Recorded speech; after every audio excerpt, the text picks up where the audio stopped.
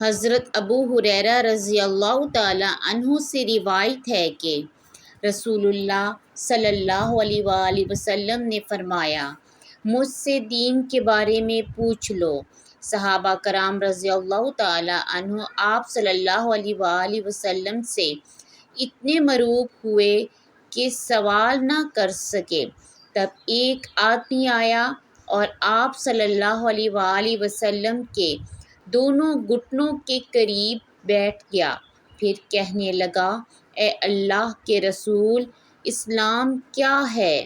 آپ نے فرمایا، تم اللہ تعالیٰ کے ساتھ کسی کو شریک نہ ٹھہراؤ، نماز کا اہتمام کرو، زکوٰۃ ادا کرو اور رمضان کے روزے رکھو۔ اس نے کہا، آپ نے سچ فرمایا۔ پھر پوچھا، اے اللہ کے رسول، ایمان کیا ہے؟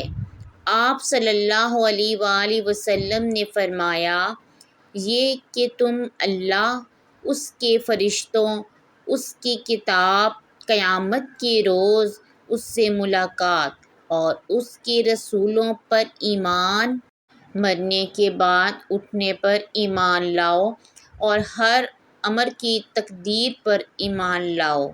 اس نے کہا، آپ نے درست فرمایا۔ پھر کہنے لگا، اے اللہ کے رسول، احسان کیا ہے؟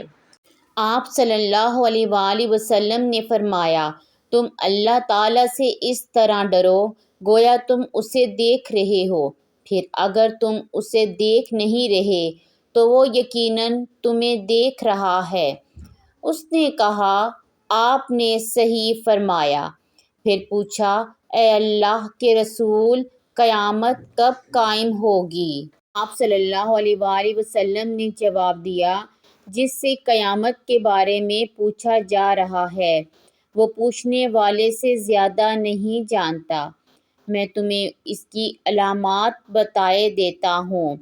جب دیکھو کہ عورت اپنے آقا کو جنم دیتی ہے تو یہ اس کی نشانیوں میں سے ہے، اور جب دیکھو کہ ننگے پاؤں اور ننگے بدن والے، گونگے اور بہرے زمین کے بادشاہ ہیں تو یہ اس کی علامات میں سے ہے، اور جب دیکھو کہ بھیڑ بکریوں کے چرواہے اونچی سے اونچی عمارات بنانے میں باہم مقابلہ کر رہے ہیں تو یہ بھی اس کی نشانیوں میں سے ہے۔ یہ قیامت کا وقوع غیب کی ان 5 چیزوں میں سے ہے جن کو اللہ تعالیٰ کے سوا کوئی نہیں جانتا۔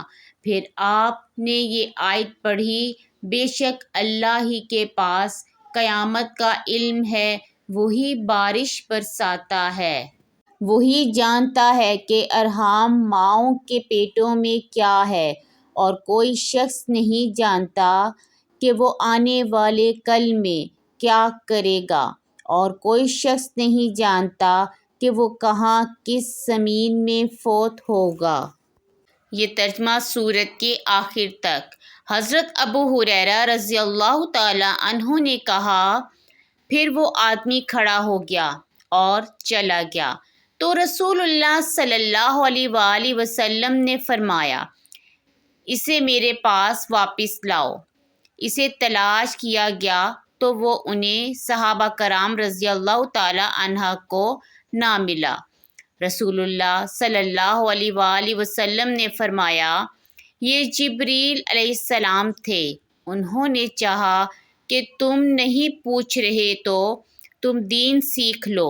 انہوں نے آ کر تمہاری طرف سے سوال کیا۔